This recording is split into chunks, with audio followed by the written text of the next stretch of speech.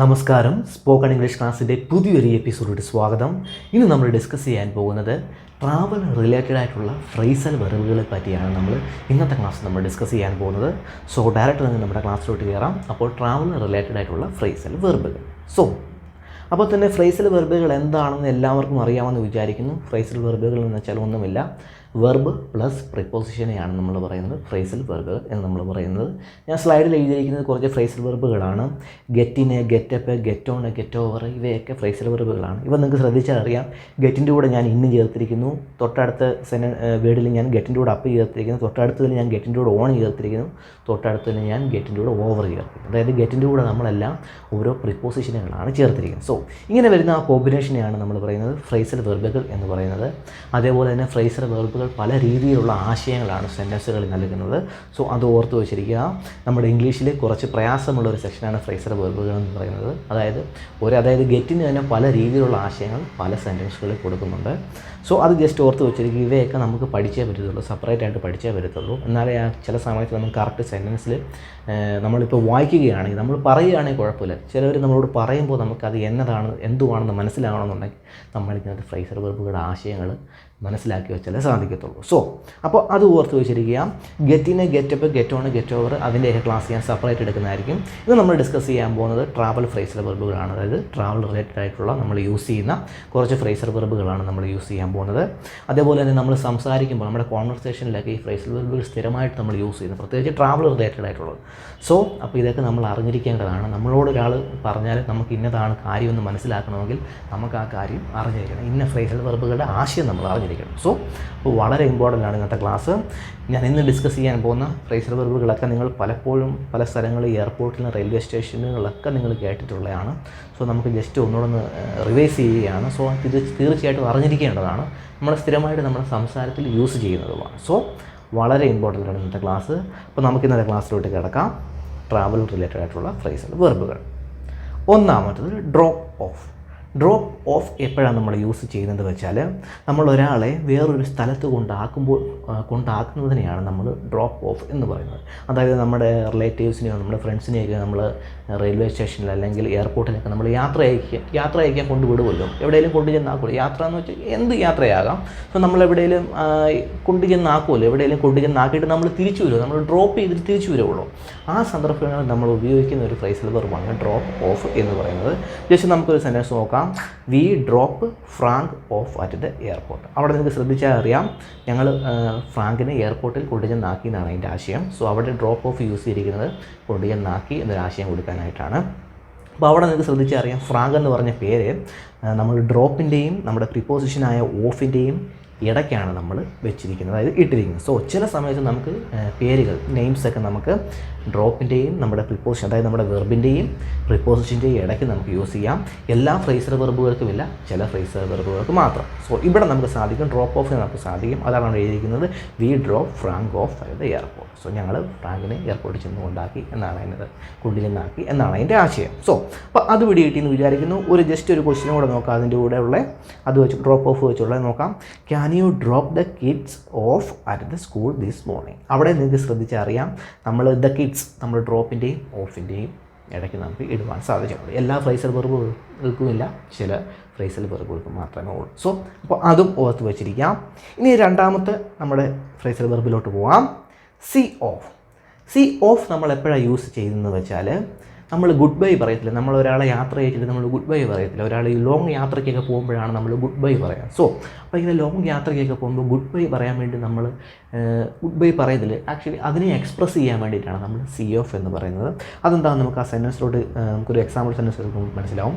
V see Frank off. We see Frank off എന്ന് വെച്ചാൽ നമ്മൾ മലയാളത്തിൽ പറഞ്ഞാൽ യാത്ര അയച്ചു എന്ന് പറയാം. നമ്മൾ യാത്ര അയച്ചു എന്നാണ് പറയുന്നത്. നമ്മൾ ഗുഡ് ബൈ പറഞ്ഞു എന്ന് പറഞ്ഞൊരു ആശയത്തിലോട്ട് വരാറില്ല. നേറ്റീവ് സ്പീക്കേഴ്സിൻ്റെ അവരുടെ ഒരു കൾച്ചർ അനുസരിച്ചാണ് അവർ ഗുഡ് ബൈ പറഞ്ഞു എന്ന് പറയുന്നത്. സോ നമ്മൾ യാത്ര അയച്ചു എന്നാണ് പറയാറുള്ളത് നമ്മുടെ ഒരു ശൈലിയിൽ.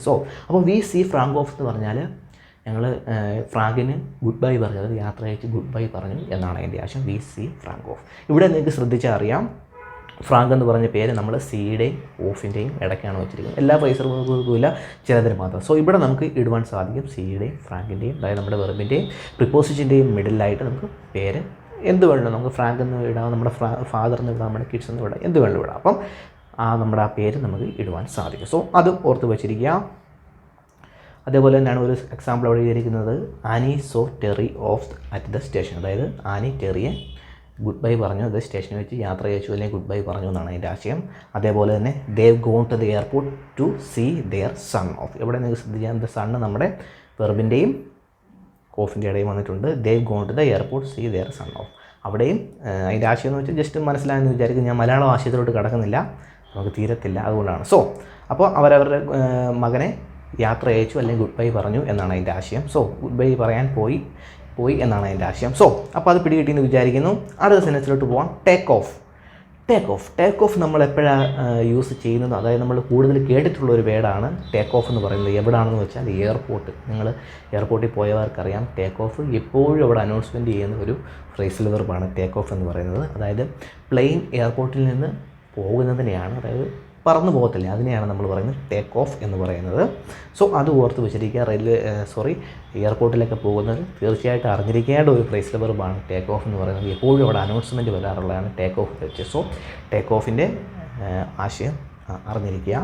എയർപോർട്ടിലൊക്കെ പോകുമ്പോൾ നിങ്ങൾക്കറിയാം, പലവരുടെ പേര് വിളിച്ച് പറഞ്ഞ് അനൗൺസ്മെൻറ്റ് ചെയ്തിട്ട് പോലും ചിലവർ അറിയുന്നില്ല. എയർപോർട്ടിൽ പോയവർക്കറിയാം, അവരെയൊക്കെ ഈ എയർപോർട്ടിൽ നമ്മൾ പ്ലെയിൻ എടുക്കുന്നതിന് മുമ്പ് യാത്രക്കാരെ ഫുൾ ആൾക്കാരെ ആ പ്ലെയിനകത്ത് കയറ്റണമെന്നുണ്ട്. ആരെങ്കിലും ഒരാൾ മിസ്സായാൽ അയാൾ തപ്പി അവിടെ ഇരിക്കുന്ന സ്റ്റാഫുകളെല്ലാം ഇറങ്ങും, എന്നിട്ട് അയാളെ കൂട്ടിക്കൊണ്ടേ പോകത്തുള്ളൂ. സോ അപ്പം ഇദ്ദേഹം ഇവിടെ എയർപോർട്ടിനകത്തുണ്ടെങ്കിൽ ഈ മൈക്കിൽ കൂടെ എപ്പോഴും അനൗൺസ്മെൻറ്റ് ചെയ്തുകൊണ്ടിരിക്കും. പ്ലെയിനിൽ പുറപ്പെടാറായി ഇദ്ദേഹം പ്ലെയിനിൽ വന്ന് കയറണമെന്ന് അനൗൺസ്മെൻറ്റ് ചെയ്തുകൊണ്ടിരിക്കും. പലവരും അത് അറിയുന്നില്ല സംഭവം, അയാൾ പേര് വെച്ചായിരിക്കും അനൗൺസ്മെൻറ്റ് ചെയ്യുന്നത്. സോ ഇങ്ങനത്തെ കാര്യങ്ങളൊക്കെ അറിഞ്ഞിരിക്കുക. സോ ഇമ്പോർട്ടൻ്റ് ആണ്. അപ്പോൾ ടേക്ക് ഓഫ് എന്ന് പറയുന്നത് പ്ലെയിൻ എയർപോർട്ടിൽ നിന്ന് പോകുന്നതിനാണ് നമ്മൾ ടേക്ക് ഓഫ് എന്ന് പറയുന്നത്. ജസ്റ്റ് ഒരു സെൻറ്റൻസ് അവിടെ എഴുതിക്കുന്നേ ഉള്ളൂ, the plain takes of. Plain take ചെയ്യുന്നു എന്നാണ് അതിൻ്റെ ആശയം. അതേപോലെ ഒരു ക്വസ്റ്റ്യൻ അവിടെ എഴുതിയിട്ടുണ്ട്, when does the plain take off. എപ്പോഴാണ് പ്ലെയിൻ പുറപ്പെടുന്നത് എന്നാണ് അതിൻ്റെ ആശയം. സോ അതും പിടികിട്ടിയെന്ന് വിചാരിക്കുന്നു.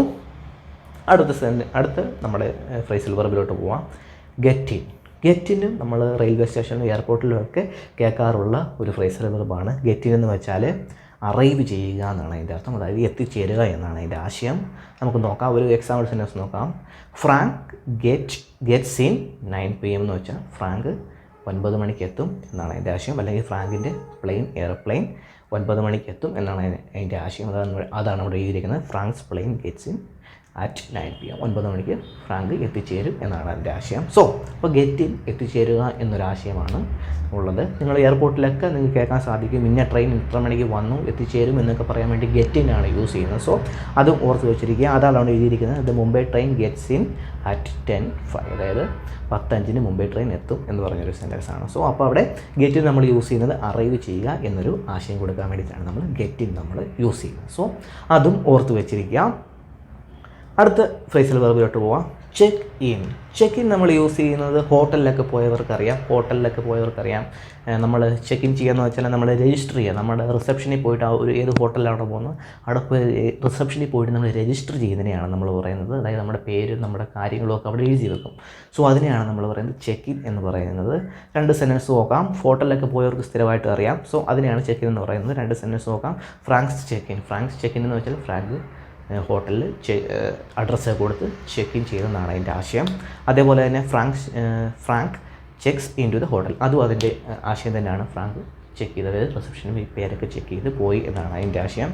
അതേപോലെ I would like to check in നമ്മൾ ജസ്റ്റ് ഒരു കോൺവെർസേഷൻ സെൻറ്റൻസ് ആണ്. I would like to check in എന്ന് വെച്ചാൽ മീൻസ് നമ്മുടെ ഹോട്ടലിൽ പോയി റിസപ്ഷനിൽ അതായത് നമ്മൾ രജിസ്റ്റർ ചെയ്യണമെന്നാണ് അതിൻ്റെ ആശയം. സോ ജസ്റ്റ് ഇങ്ങനെ പറയുന്നൊരു സെൻറ്റൻസ് ആണ്.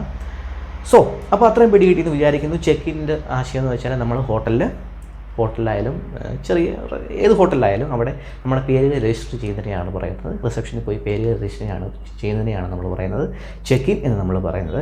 അതേപോലെ തന്നെ ചെക്ക് ഇൻ നമ്മൾ എയർപോർട്ടുകളിൽ യൂസ് ചെയ്യാറുണ്ട്.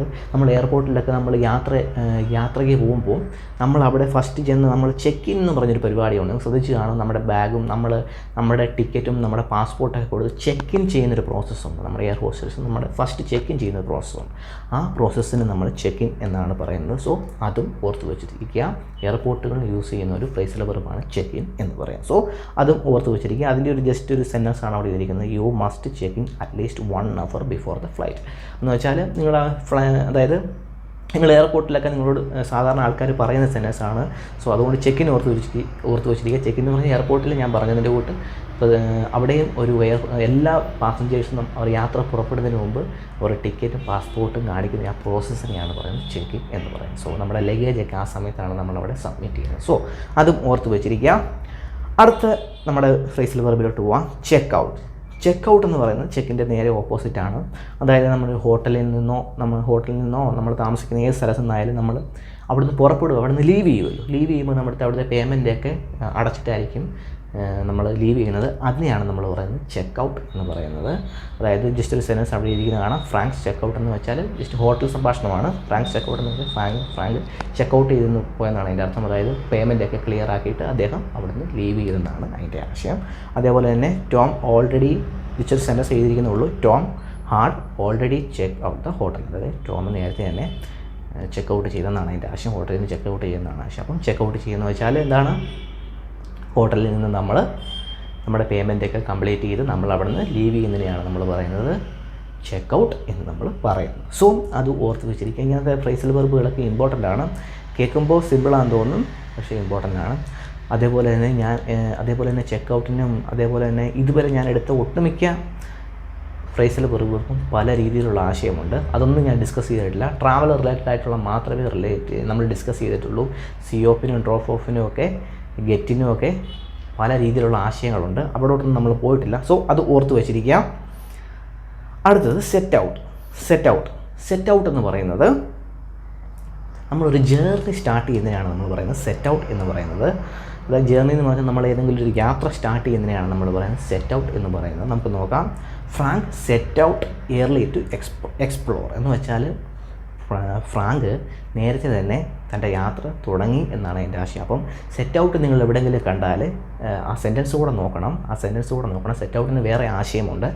ആ സെൻറ്റൻസ് കൂടെ നോക്കണം. അതായത് ഈ സെൻറ്റൻസ് നമുക്ക് മനസ്സിലാവും. Frank set out early to explore എന്ന് പറഞ്ഞാൽ ഫ്രാങ്ക് തൻ്റെ യാത്ര നേരത്തെ തുടങ്ങി എന്നാണ് അതിൻ്റെ അർത്ഥം. അതായത് സെറ്റ് ഔട്ട് എന്ന് വെച്ചാൽ ഒരു ജേർണി സ്റ്റാർട്ട് ചെയ്യുന്നതിനാണ് നമ്മൾ സെറ്റ് ഔട്ട് എന്ന് പറയുന്നത്. വേറെ ആശയമുണ്ട്. ഫ്രേസൽ വെർബാണ്, അതുകൊണ്ട് വേറെ ആശയമുണ്ട്. അതിലൂടെ ഞാൻ പോകുന്നില്ല. സോ അപ്പോൾ നമുക്ക് കൺഫ്യൂസ് ആയി പോകും. നമ്മൾ ട്രാവലിനെ പറ്റി പറയുമ്പോൾ ട്രാവലിനെ പറ്റി മാത്രമേ പറയാവൂ. സോ അപ്പോൾ സെറ്റ് ഔട്ട് നമ്മൾ ഒരു ജേർണി സ്റ്റാർട്ട് ചെയ്യുന്നതിനാണ് നമ്മൾ പറയുന്നത് സെറ്റ് ഔട്ട് എന്ന് പറയുന്നത്. സോ അതേപോലെ തന്നെ രണ്ട് സെൻറ്റൻസൂടെ നോക്കാം. After 3 days rest the travellers set out again. Just ഒരു സെൻറ്റൻസ് എടുത്താണ് നിങ്ങൾക്ക് മനസ്സിലാകാൻ വേണ്ടി. ഇങ്ങനെ സെറ്റ് ഔട്ട് കണ്ടാൽ സംഭവം എന്താണെന്ന് വെച്ചാൽ ജേർണി, അതായത് യാത്ര സ്റ്റാർട്ട് ചെയ്തു എന്ന് നിങ്ങൾക്ക് മനസ്സിലാകാൻ വേണ്ടി എടുത്താണ്. ആ സെൻറ്റൻസ് നിങ്ങൾക്ക് നോക്കാം.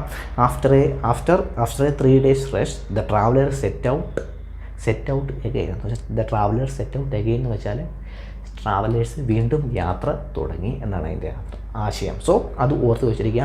ഈ സെറ്റ് ഔട്ടിൻ്റെ ആശയം മനസ്സിലായെങ്കിൽ മാത്രമേ ആ സെൻറ്റൻസ് എന്താ പറയുന്നത് എന്ന് നമുക്ക് പിടിയെടുത്തുള്ളൂ. സോ ഇങ്ങനത്തെ ഫ്രേസൽ വെർബുകളൊക്കെ ഓർത്ത് വെച്ചിരിക്കുക. കാണാതെ പഠിക്കാൻ നിവൃത്തിയുള്ളൂ. സോ ഓർത്ത് വെച്ചിരിക്കുക. അതേപോലെ തന്നെ ഒരു സെൻറ്റൻസിലൂടെ നോക്കാം. They set out on the last stage for their journey.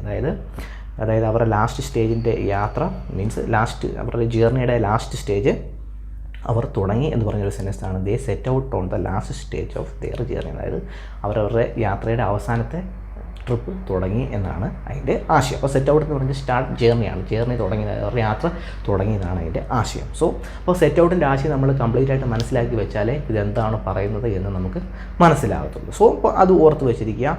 അടുത്തത് പിക്കപ്പ് എല്ലാവർക്കും അറിയാം. നമ്മൾ സാധാരണ യൂസ് ചെയ്യുന്നതാണ്. പിക്കപ്പ് നമ്മൾ ഒരുപാട് സ്ഥലത്ത് യൂസ് ചെയ്യാറുണ്ട്. നമ്മൾ ഫോൺ പിക്കപ്പ് ചെയ്യുന്നതിന് നമ്മൾ പിക്കപ്പ് എന്ന് യൂസ് ചെയ്യാറുണ്ട്. ഒരു സാധനം നമ്മൾ എടുക്കുന്നതിന് യൂസ് ചെയ്യാറുണ്ട്. അതെല്ലാം ഫ്രേസൽ വെർബാണ്. സോ അങ്ങനെ ആശയമുണ്ട്. അതേപോലെ തന്നെ പിക്കപ്പിന് വേറൊരു ആശയമുണ്ട്. നമ്മൾ ഒരാളെ ഒരു സ്ഥലത്ത് നമ്മൾ എടുത്ത് പിക്ക് ചെയ്ത് വേറൊരു സ്ഥലത്ത് കൊണ്ട് ചെന്നാക്കുന്നതിന് നമ്മൾ പിക്കപ്പ് എന്ന് പറയാറുണ്ട്.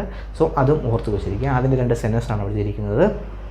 ടോം പിക്സ് ഫ്രാങ്കപ്സ് എന്ന് വെച്ചാൽ ടോം ഫ്രാങ്കിനെ പിക്ക് ചെയ്തെന്നാണ് അതിൻ്റെ അർത്ഥം. ഒരു സ്ഥലത്തു നിന്ന് വേറെ സ്ഥലത്തോട്ട് കാറിലോ ബൈക്കിലോ വാഹനത്തിലോ പിക്ക് ചെയ്തെന്നാണ് അതിൻ്റെ ആശയം. സോ അത് ഓർത്ത് വെച്ചിരിക്കാം. ജസ്റ്റ് ഒരു ക്വസ്റ്റിനും കൊണ്ട് അവിടെ എഴുതിയിരിക്കുന്നുള്ളൂ. Will you pick me up after the party. എന്നെ പിക്ക് ചെയ്യുമ്പോൾ കാറിലോ ബൈക്കിലോ നമ്മൾ റിക്വസ്റ്റ് ചോദിക്കുക. നമ്മൾ ബൈക്കുള്ളവരടുത്ത് നമ്മൾ കാറുള്ളവരടുത്തും എന്നെ കൂടെ പിക്ക് ചെയ്യുമോ നമ്മൾ ചോദിക്കത്തില്ലേ. സോ അങ്ങനെ നമ്മളെ വേറെ സ്ഥലത്തു നിന്ന് വേറെ സ്ഥലത്തോട്ട് കൊണ്ടാക്കാൻ വേണ്ടി നമ്മൾ പിക്കപ്പ് എന്ന് പറയുന്ന ഫ്രേസൽ വെർബ് നമ്മൾ യൂസ് ചെയ്യാറുണ്ട്. സോ അപ്പം അതും ഓർത്ത് വെച്ചിരിക്കുക. സോ അപ്പോൾ ഇന്നത്തെ ക്ലാസ് നിങ്ങൾക്ക് ഇഷ്ടപ്പെട്ടെന്ന് വിചാരിക്കുന്നു. ഇത്രയും ഫ്രേസൽ വെർബ് നിങ്ങൾ തീർച്ചയായിട്ടും ഓർത്ത് വെച്ചിരിക്കണം. വളരെ ഇമ്പോർട്ടൻ്റ് ആണ്. ഇതിൽ എല്ലാ ഫ്രേസൽ വെർബുകൾക്കും പല ആശയമുണ്ട്, പല രീതിയിലുള്ള ആശയമുണ്ട്. സോ അതിനെപ്പറ്റി ഇപ്പോൾ ചിന്തിക്കേണ്ട, ഞാൻ പറഞ്ഞതേ ഉള്ളൂ. കാരണം നിങ്ങൾ പല രീതിയിലുള്ള സെൻറ്റൻസുകൾ കാണുവാൻ സാധിക്കും. സോ അപ്പോൾ ആ സെൻറ്റൻസ് വായിച്ച് നോക്കുക. നമുക്ക് പറയുന്നതിൽ കുഴപ്പമില്ല, നമ്മൾ സെൻറ്റൻസ് നമ്മൾ റീഡ് ചെയ്യുമ്പോഴാണ് പ്രശ്നം വരുന്നത്. നമുക്ക് കറക്റ്റ് ഈ ഫ്രേസൽ വെർബിൻ്റെ ആശയം മനസ്സിലാക്കിയില്ലെങ്കിൽ ആ സെൻറ്റൻസ് എന്താ പറയുന്നത് എന്ന് നമുക്ക് പിടികിട്ടത്തില്ല. സോ ഇങ്ങനെ ഫ്രേസൽ വെർബുകൾ തീർച്ചയായിട്ടും നിങ്ങൾ പഠിച്ചു വെച്ചിരിക്കണം. സോ വളരെ ഇമ്പോർട്ടൻ്റ് ആണ്. സിമ്പിളായിട്ട് കാര്യം ചെയ്ത് വളരെ ഇമ്പോർട്ടൻ്റ് ആണ്. ഈ ചെറിയ മിസ്റ്റേക്ക് കാരണം നമ്മളൊരു സെൻറ്റൻസിൽ ആശയം തന്നെ നമ്മൾ കറക്റ്റായിട്ട് നമ്മൾ തെറ്റിച്ച് കളയും. സോ അതുകൊണ്ട് ഇങ്ങനത്തെ ഫ്രേസൽ വെർബുകൾ ഓർത്തിരിക്കുക. സോ അതേപോലെ തന്നെ അടുത്ത ക്ലാസ്സിൽ നമ്മൾ ഗെറ്റിനെ പറ്റിയുള്ള ഫ്രേസൽ വെർബുകൾ മൊത്തം എടുക്കുന്നതായിരിക്കും. സോ ഇന്നത്തെ ക്ലാസ് നിങ്ങൾക്ക് ഇഷ്ടപ്പെട്ടെന്ന് കരുതുന്നു. ക്ലാസ് ഇഷ്ടപ്പെട്ടെങ്കിൽ ലൈക്ക് ചെയ്യുക, സബ്സ്ക്രൈബ് ചെയ്യുക. നമുക്ക് അടുത്ത ക്ലാസ്സിൽ കാണാം. ബൈ.